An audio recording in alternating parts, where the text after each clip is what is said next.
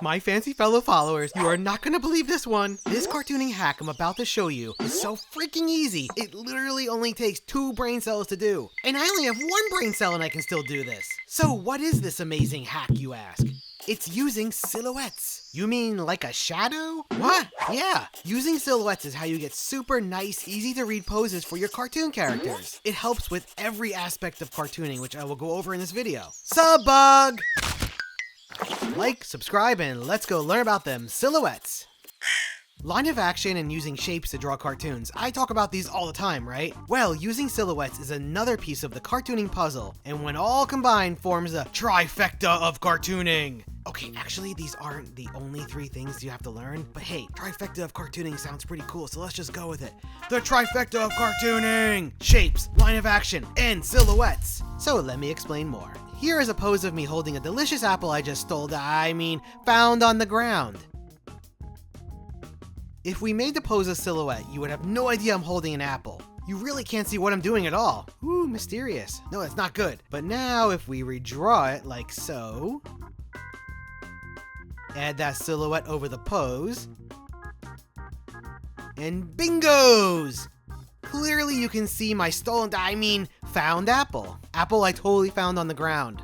So why are we doing this? Cartooning, whether it's for designing, animating, storyboarding, is all about clarity, which is another thing you might have heard me talk about before. When your characters are in nice, clear, silhouetted poses, the audience can see exactly what is happening. It can also add appeal to your drawing. There is something nice and strong about an arm sticking out, holding a stolen, a randomly found apple. Importantly, this means whatever you are trying to achieve, whatever you are trying to tell the audience, whatever your goal is, it will work. More examples of when to use silhouetted poses are an action pose, a nice kick like this, or a punch like this. Look at how clear these are when you are thinking about silhouettes. Combine the clear poses with clear silhouetted choreography, and you got some nice clear action happening. Ow! Acting. These are tried and true, maybe a bit generic, acting poses. But I just want to show you how a strong silhouette can clearly show the acting of the character. Also, if the character is far away, we can see what is happening because it is so broad and nicely silhouetted. Groups of characters. If all the characters are on top of each other, it can be confusing to what is happening. For an illustration, like a poster, sure, that could be cool, but in animation, that is usually a no-no. Space out each character, and if they need to interact or touch, make it so you can still see what's happening if you throw a silhouette on there. And since we're on the topic of characters and group shots, think about how your character designs look together. So silhouette them and find out. Silhouetting them will break them down to their basic shapes so you can see how, hopefully, they are different from one another. The differences in height, width, and individual features will give you a nice variety, which is what we want. When everything looks too similar, it's boring. I know this might sound pretty basic and obvious, but trust me, so many people do not think of this when designing a show. So use that silhouette and find out how different your characters look from one another. Nice! Grabbing or pointing something. This might be more of a pet peeve of mine, but always be aware of how your character grabs or points at something, and have them do it with the arm that is closest to the object. What I mean is, like, don't do this. Don't have them cross that arm over the body. This just looks ugly and amateur, and it can be totally avoided if you just think things through and plan ahead. If you just followed everything I talked about and apply it to your storyboards and animation, you did it! The poses, the action, the acting, the group shots, everything should have them silhouettes. That will make your storytelling and animation clear! Now, I just explained the basics to you, but because we're always talking about funny cartoons here, we want to push the silhouettes to get them funny poses. What's pushing mean? I say that a lot. Pushing means going beyond the average drawing and doing more than just what is serviceable. It's what is going to make your cartoons unique too, because I believe when you push your expressions, poses, animation, whatever, you are injecting your own personality and style into the cartoon. It gets you out of that comfort zone. And of course, it also makes for some wild, dumb, and funny cartoons. So going back to me grabbing that apple I totally found on the ground, let's add some funniness to it.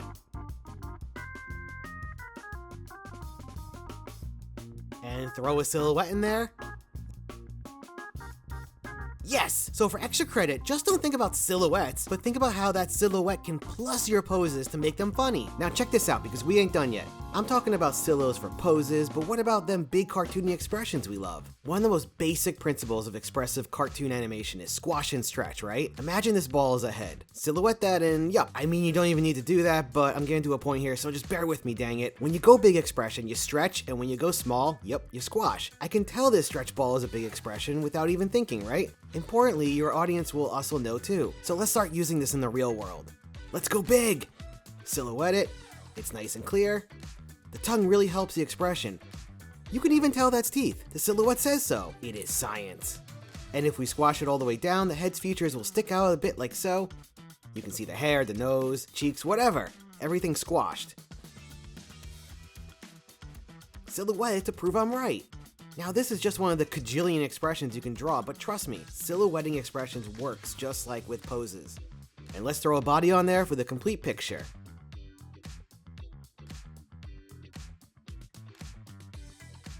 Yup, a cartoon masterpiece. Still don't think silhouettes are the easiest cartoon hack to make your stuff look cool? Let's check out some cartoons that are doing this. I am always impressed with how this show handles the group shots and their compositions. It's not easy, but if you put that silhouette over them, you can almost make out who everyone is and you can see the action happening. And it just doesn't look like a blobby mountain of garbage. Ah, classic cartoons from this era. I mean, this is where the silhouettes were pretty much invented. Without the silhouettes, the fast cartoon antics would be all muddy and all lost.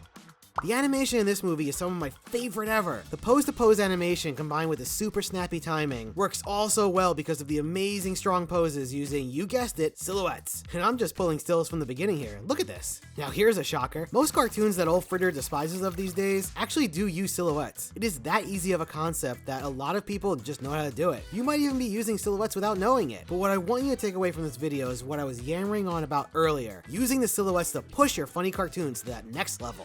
Now you might be asking, almighty cartoon master Fritter, is there a time where I don't use silhouettes? I would say maybe like very subtle acting, almost mimicking live action.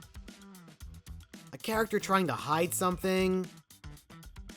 Or a pose that just doesn't straight up call for it. There are always going to be very specific reasons when you don't want your characters to be super broad. But if you choose not to go the silhouette route, like it doesn't work for the scene, you should still be thinking about clarity, which means that pose or acting is still easy to read for the audience. Lastly, I love looking to live action for cartoon reference, but when it comes to silhouettes, aka strong poses and compositions, live action can be a bit of a mixed bag. You might notice that most of the time live action doesn't use strong silhouettes, and that is fine. It still works because of the way cameras capture realism, and a lot of other reasons, but when certain live action does use silhouettes, it's super noticeable. It almost makes you feel like you're watching a real life cartoon.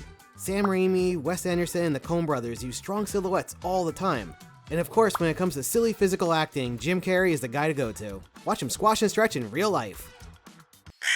My goodness, how easy was it to learn about silhouettes? And if you're thinking, do I have to draw a silhouette on everything I draw now? No, of course not. Just doing it mentally at first, and then as you get better at cartooning, it will become second nature. So get out there and show your whole family this neat new trick you just learned from old Fritter, and I'll see you next time, my fancy fellow followers.